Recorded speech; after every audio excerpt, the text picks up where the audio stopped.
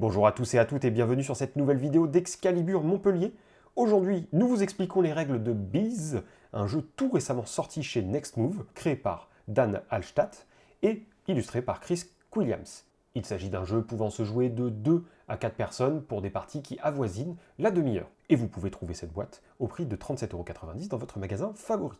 Sans plus tarder, passons au vif du sujet avec le fonctionnement d'un tour de jeu. Alors, le fonctionnement des règles de Bees est très simple. Vous allez commencer avec une abeille par personne. Vous allez choisir l'une des 4 couleurs disponibles. Et vous allez devoir prendre un plateau individuel comme ceci, avec le petit jeton correspondant à la couleur de votre abeille.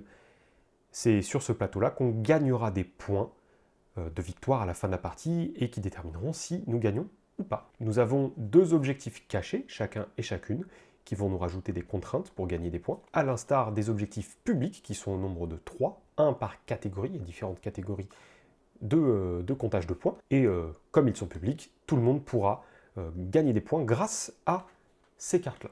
Le plateau est placé comme ceci pour une configuration à 2 personnes. Si on est 3 ou 4, on va rajouter une demi-douzaine de tuiles en plus. Nous avons sur chaque tuile 3 petits pions marqueurs de la couleur de la plante, indiqué en dessous, et nous avons sur les tuiles extérieures, qui comportent une fleur, un pion nectar plus gros qui aidera globalement à marquer des points comme les autres, mais qui permettra de départager les égalités à la fin de la partie.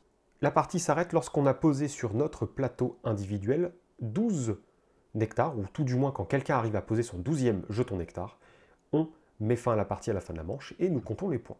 Un tour de jeu est organisé en 3 phases. Vous avez la phase de programmation en premier, puis la phase de déplacement, puis la phase de récolte. Vous allez pouvoir déplacer lors de votre tour votre abeille dans l'une des 5 directions disponibles. Si vous voulez la faire déplacer dans ce sens-là ou dans ce sens-là, elle se déplacera de 1 ou 5 cases. Si vous souhaitez la faire déplacer en arrière, elle se déplacera de 3 cases.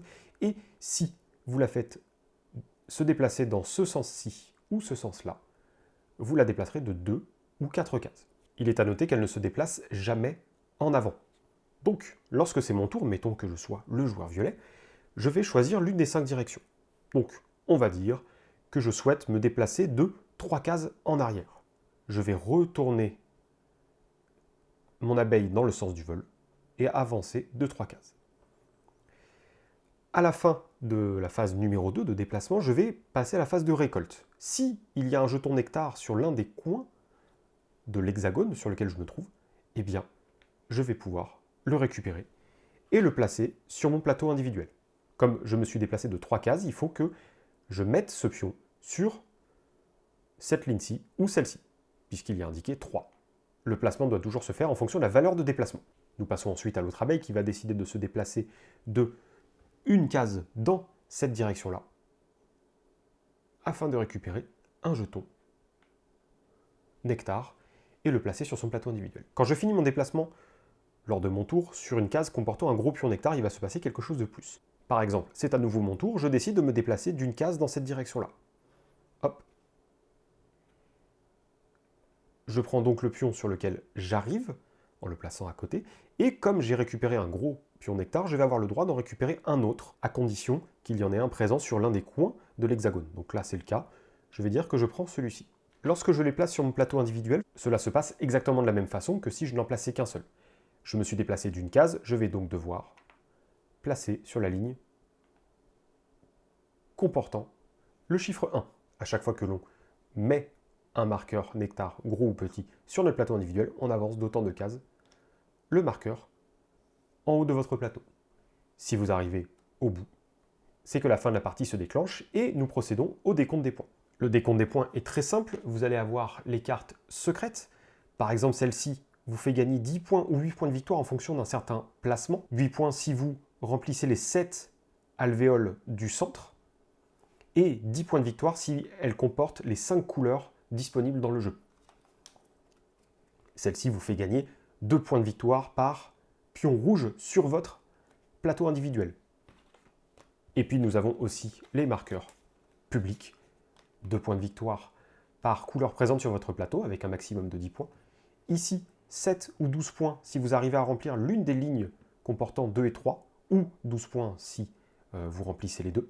Et ici, 3 points de victoire pour chaque groupe de 3 marqueurs nectar de couleurs différentes disposés en ligne droite, tout simplement. Il existe des variantes qui permettent de complexifier le jeu en vous imposant de poser des jetons nectar à côté de jetons nectar précédemment posés, ou en changeant la disposition du plateau à l'installation. Et voilà, c'est donc la fin de cette vidéo qui vous expliquait les règles de Beez, un jeu qui lorgne du côté des célèbres Azul et Sagrada, en le rendant un tout petit peu plus accessible tout de même, histoire qu'on puisse bien y jouer en famille. D'ailleurs, si cette vidéo vous a plu, n'hésitez pas à mettre un pouce bleu et à vous abonner à notre chaîne YouTube Excalibur Montpellier, histoire de recevoir des notifications lorsque nous publions de nouvelles vidéos. Si vous avez la moindre question ou demande, n'oubliez pas d'aller dans la description de la vidéo où tous les liens prévus à cet effet sont présents.